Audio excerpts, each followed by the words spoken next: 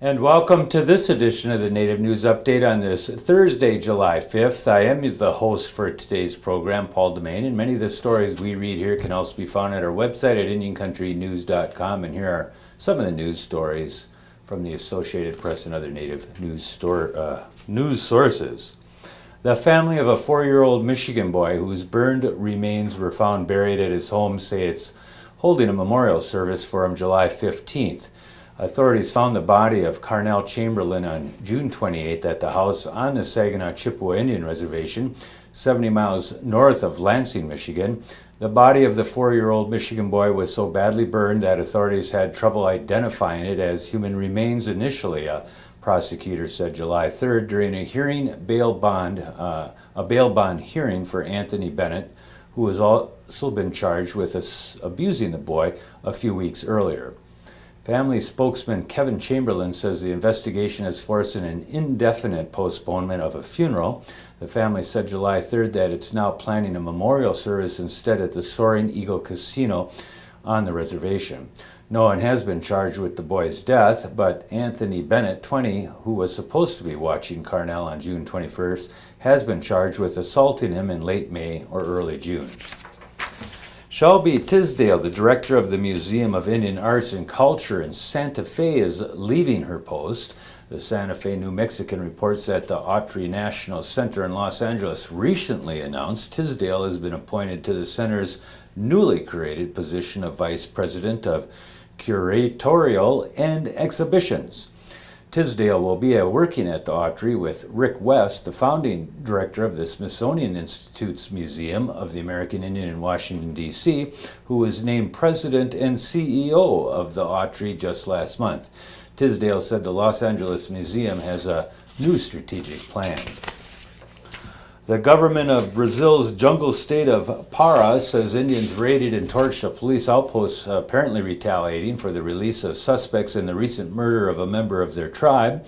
A state government website says that 50 members of the Manduraku tribe burned the outpost to the ground July 2nd. It says all 4 police officers fled when the Manduruko attacked. The site says the Indians were apparently angry over the release of 2 of the 4 suspects in a stabbing death of a tribal man 2 weeks ago. As part of an ongoing effort to improve its wild horse and bureau program, the Bureau of Land Management announced that it is soliciting proposals for private land ecosanctuaries for wild horses. The eco-sanctuaries to be publicly accessible with the potential for ecotourism would help the BLM feed and care for excess wild horses that have been removed from western public rangelands. Each proposed eco-sanctuary must be able to support at least 100 wild horses. The official notice of solicitation can be found at www.grants.gov. To submit an application, an applicant must register on that www.grants.gov and must first obtain a Data Universal Number System. That's a DUNS number. Completing that registration process can take up to 2 weeks, so applicants should work on their proposals while they're waiting for the registration confirmation.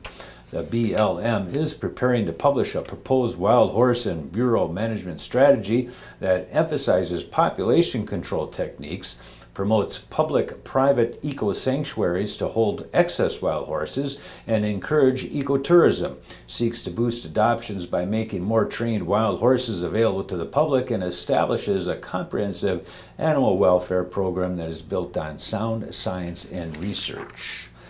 A Florida tribe has accused its former chairman of stealing up to $26 million from its members to spend on gambling trips, shopping sprees, real estate, and luxury cars.